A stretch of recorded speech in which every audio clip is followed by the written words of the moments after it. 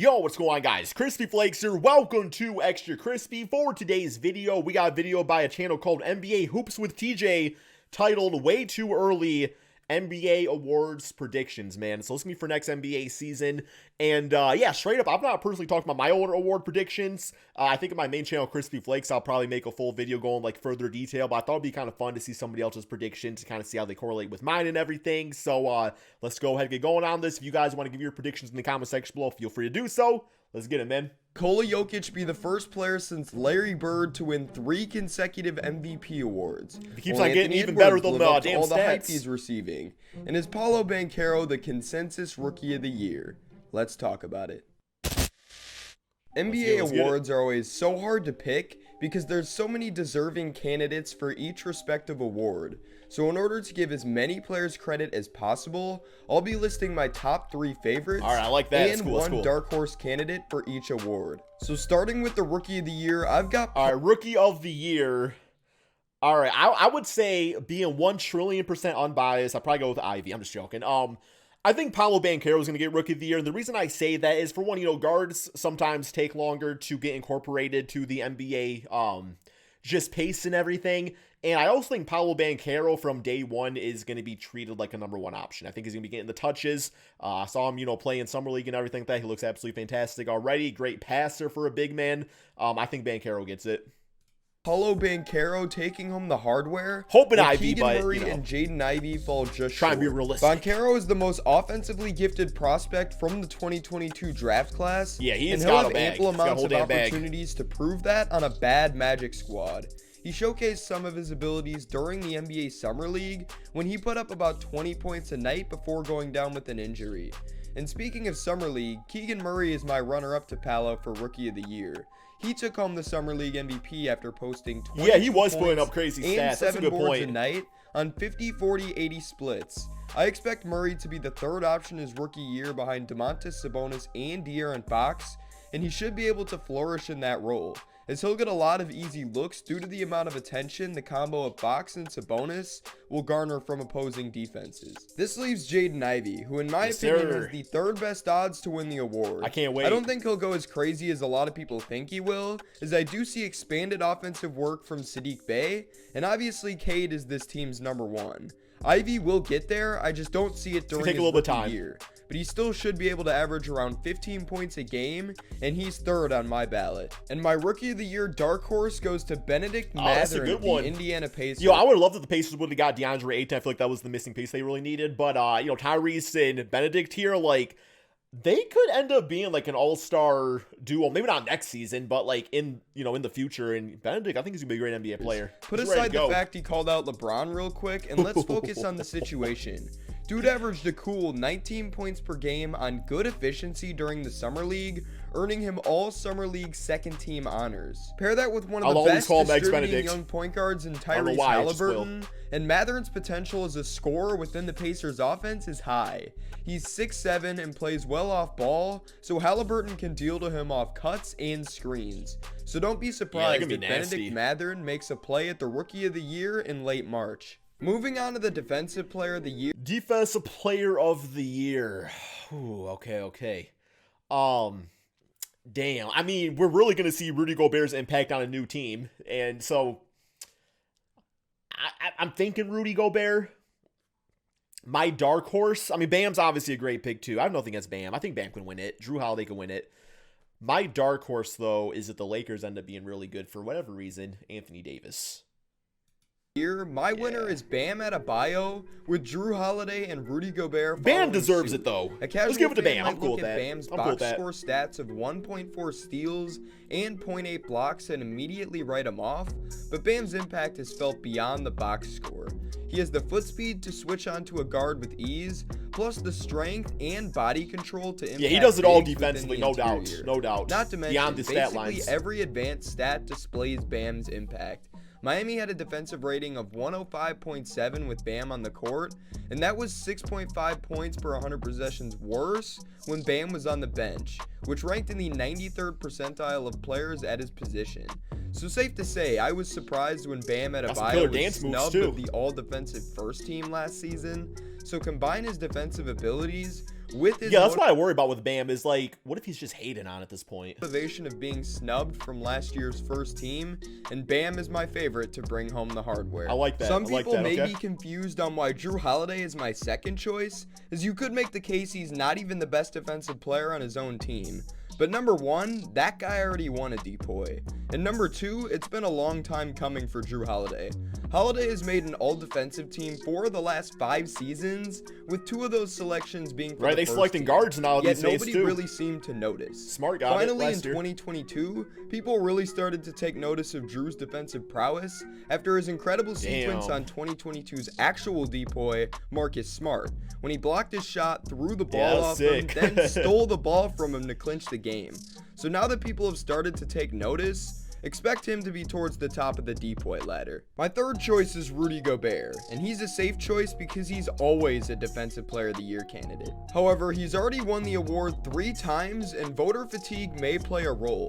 Nonetheless, he's still a Yeah, great being on a option new team, given I his think, could reputation kill the fatigue. And given the fact he can elevate the Wolves' defense. Yup. As Minnesota allowed the most points per game in the paint during the postseason, as well as allowing the second most second chance points.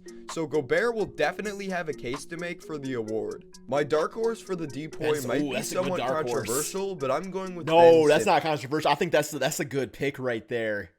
Man, we're all getting way too blinded about, just like off-the-court stuff. I think that's a great pick. Ben Simmons is a great basketball player. The Nets had a bottom 10 defense last He just season. gotta play. He just gotta and play. That's been this team's main weakness since acquiring Kevin Durant and Kyrie Irving back in 2019. Simmons is ranked top 5 in Defensive Player of the Year voting during his last 2 healthy seasons, and if he can elevate this Brooklyn Yeah, I defense, actually love that for a he'll pick. certainly have a case to make. Our next award is the Most Improved Most Player. improved player. Okay. All great options here. I have 2 that are like, because the thing about this award is it seems like it's not always about like the most improved, like role player going to like a quality start all of a sudden or something like that. They want people that are making like all-star leaps, I guess. 'Cause that's why John Morant got it, right? But my 2 like guys that are just dudes that could become great next season, Quentin Grimes, given the minutes on the Knicks, I think could be good. I would probably also say Jaden McDaniels of the T-Wolves, if he's shooting nicely and everything at that small forward position. But I think ultimately speaking, I really like Tyrese as a pick. That's great. Maybe Tyrese Halliburton too. So one of the Tyreses. Player of the Year, and this was probably the most difficult one to pick. Yeah, this but I is a narrowed difficult it down one to do. Tyrese Maxey winning the You award. never know who's gonna pop with up Keldon during the Johnson and season. Jalen Brunson coming in a close second and third place.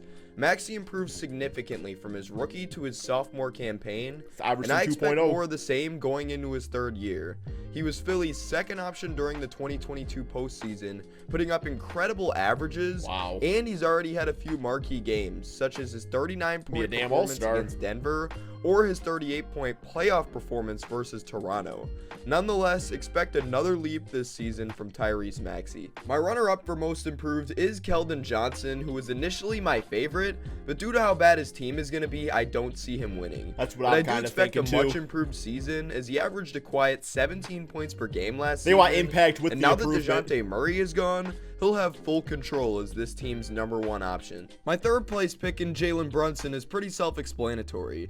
The dude put up about 24 and 7.5 Where he got in paid, too. 17 games without Luka this past season, and he continued it into the postseason, as Luka missed the first 3 games of the Utah series, and Brunson took full advantage by putting up 32 points, 5 boards, and 5 assists on 50% from the field and over 40% from deep. So Brunson's proved that he can efficiently lead an offense before, and now he'll have that I opportunity. will say though, for that to happen, I think that guys like RJ Barrett have to be a lot better too, because just like Luka's ability to like take pressure off Jalen Brunson, for the entire season, everything like that, like he's going to be treated like a top option now, like defensively, like scheme speaking and everything.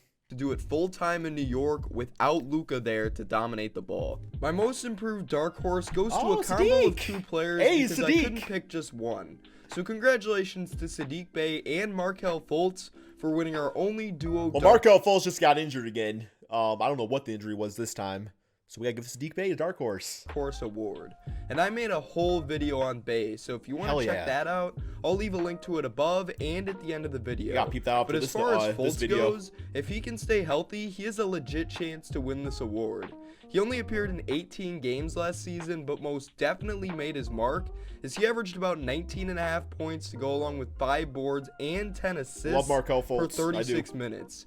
And Orlando was about 5.5 points per 100 possessions better with Fultz on the floor as opposed to off of it, ranking in the 81st percentile amongst guards. The Sixth Man of the Year award goes to Jordan Poole.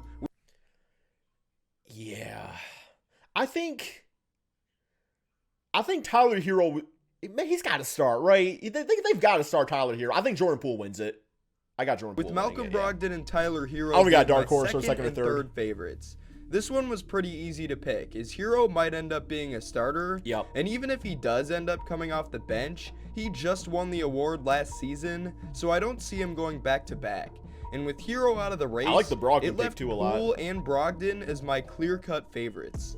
Some may argue Christian Wood should be here, but I don't see him coming off the bench long term, as reports have only mentioned keyword long that he'll term for sure. start the season coming off the bench, and that'll likely be subject to change. Bones Highland is our Sixth Man of the Year dark horse, as I expect a Tyrese Maxey level development from him after the flashes he showed off during his rookie year. This year's Coach of the Year will be Tyronn Lue, followed up by Willie Green.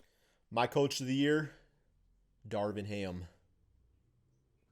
Man. Green and JB Bickerstaff. And let's just say I had to revise my Coach of the Year pick. Well. But Ty Lue is still a great second choice nonetheless. He led the Clippers to an impressive 42-40 season. I guess I do love the only getting Clippers. 31 games out of Paul Getting to George the finals. and I none should out go of Kawhi Tyrone. Leonard. But now that PG and the Claw are healthy, LA should be back toward the top of the conference, and Lue should be the beneficiary. Willie Green has a great case after leading the Pelicans to the playoffs without their franchise player. You have that crazy so now ass that he'll starting get him five, too. back, I expect the Pelicans to take off, and Willie Green will benefit. Then there's JB Bickerstaff.